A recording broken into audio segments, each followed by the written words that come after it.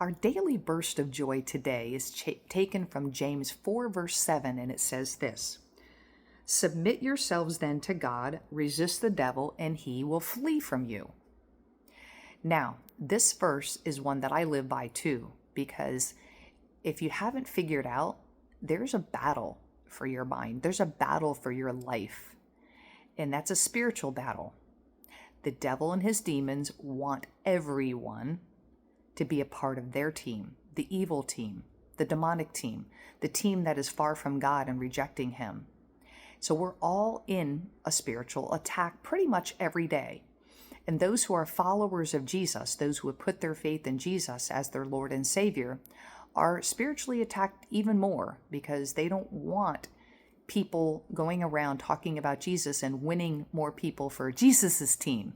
They want to kill, steal, and destroy, as the devil says in the Bible, as it says that what he does. So let's dissect this verse a little bit. Submit yourselves to the Lord. It says here, submit yourselves to God. So submit means to surrender or yield to God, to God's authority, yield to his authority, or to give in to him. It's basically giving God authority over your life. Followers of Jesus have his spirit indwelling them, which empowers and protects them from the devil. Because of this, they can resist the devil and he will flee from them. Okay, so just listen intently here. Yielding to God means to commit your life to him and his control and be willing to follow him, being still and knowing that he's in charge.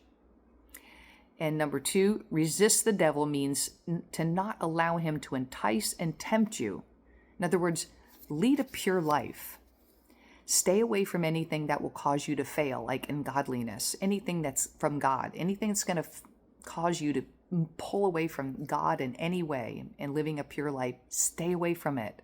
Flee from it. Stay away from sin. Stay humble before God. Yes, humbling ourselves means to recognize that our worth comes from God alone, and apart from him, we are nothing. So demonic and spiritual attacks.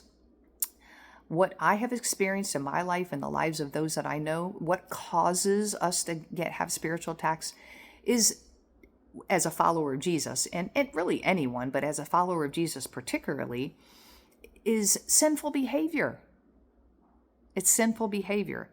It can result in lots of ways that we do that, and because that's what opens up a spiritual attack in our lives, because we open the door to the devil. So that's why God says, stay close to him, submit to him, draw near to him. Get in his word every day, because if you don't, you're going to start to conform to the patterns of this world. So some of the causes that I've seen and experienced in my own life. Got something on my lip here. Number 1, we get too busy. We're too preoccupied with our life, not spending time with God and his word. We're leaning on our own understanding. We're trying to control everything ourselves, pushing God out, leaving God out. We need to slow down. Okay, do you hear that? Not be too busy for God. No, we can't do that. We open the door for the devil when we do. Number 2, living in known sin and not addressing it. Many of us do that. I've done that too. Many of us do that. We often believe it doesn't really matter, or sometimes we ignore it or suppress it. It does matter. It matters to God because we're living in sin. Sometimes it might be something as simple as gossip. We think, I'm not really gossiping.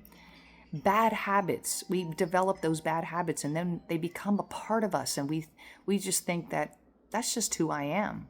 That's how God created me. We're defaming people, slandering people, criticizing people, judging people, gossiping about them. We need not do that. God says, no, that's sin. I'm just pointing out a few. Unforgiveness is another one. They say, no, I'm just not really ready to forgive that. What does God say? Forgive as he forgave you, or you won't be forgiven. And another one, this is a hard one for a lot of people. Sexual sin. People that are living together and they're not married. God says, no, I don't care if it's 2025, that God says no. So if you're living with someone of the opposite sex that you are sexually sinning, you need to get married. Okay, this is not my words, it's God's words. We don't want to live in known sin because that opens the door for the devil and it causes all kinds of garbage in our lives.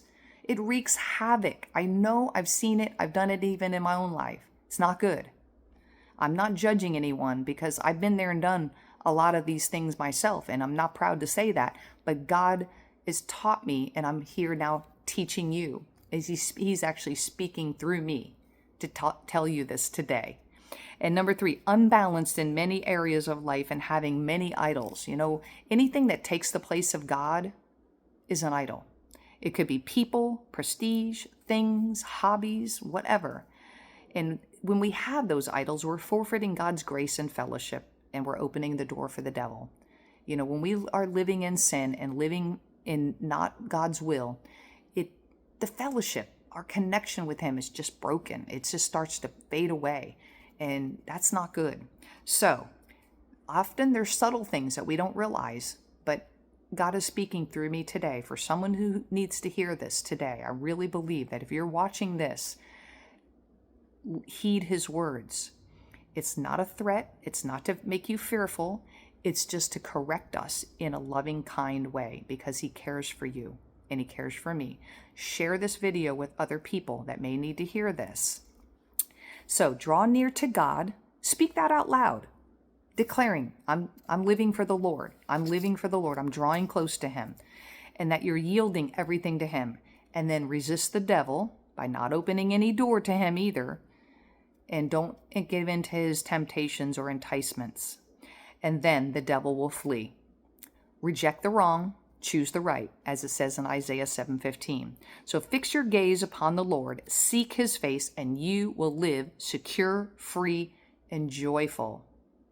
Make these changes today. May today be the day so you can be filled with all of him and all of his joy. God bless you.